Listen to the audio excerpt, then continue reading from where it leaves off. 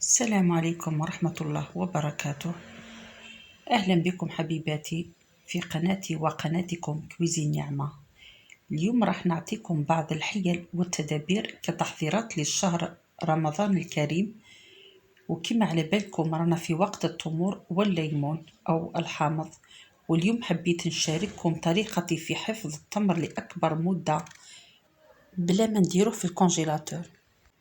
لهنا عندي عرجون تاع التمر، وكما على بالكم التمر هذا هو الوقت تاعو، ما نقولوش رخيص، ولكن مقارنة بالشهر رمضان الثمن تاعو يكون أغلى. نرفدو هذا العرجون تاع التمر، نحيولو كامل الزوائد، هاد الأغصان نحيوهم باش نقدروا نحتفظوا به.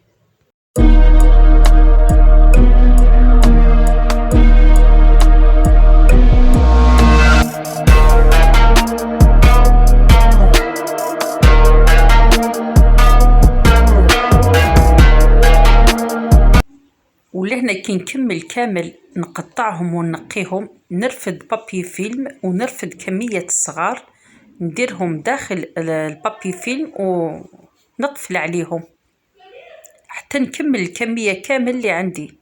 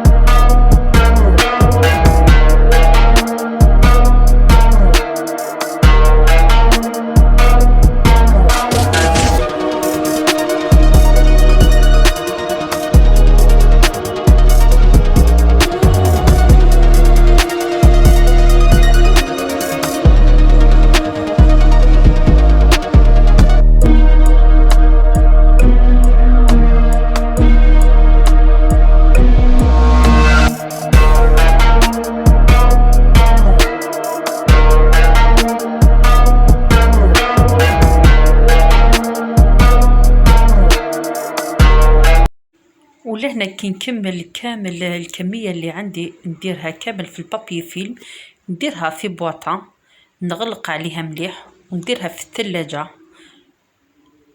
ولبنت بالنسبة للبابي فيلم يمنع الرطوبة باش تدخل للتمر، وهكذا يقدر يعيش أكبر مدة ممكنة، يحكم لك حتى شهرين 3. ولهنا نروحوا للقارص، راح نعطيكم طريقتي كيفاش نحتفظ به كي يكون الثمن تاعو رخيص. نشري كمية لبس بها، نغسلو مليح ونشفو من هذاك الماء، ومن بعد نديرو في البابي مشوار ونديرو في البابي ألمنيوم كل حبة وحدها، ونحتفظ به في بواطة. هكذا نضمن باش الرطوبة ما تدخلش لهذاك القرص ويعيش لك. انا يحكم لي حتى 4 شهور 5 شهور، كي تنحيه تلقاه كيما راهو.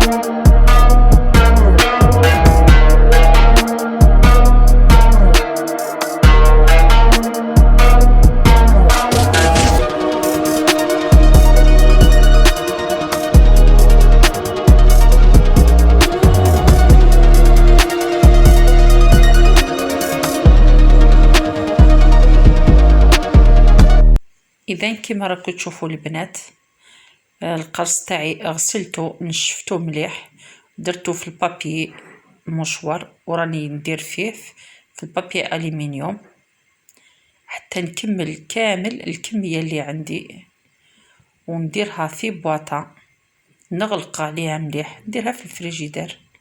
كما قلت لكم هذه الطريقه القرص تاعكم يقدر يعيش لكم حتى 4 شهور 5 شهور ما يصرالو والو، يقعد كما هو.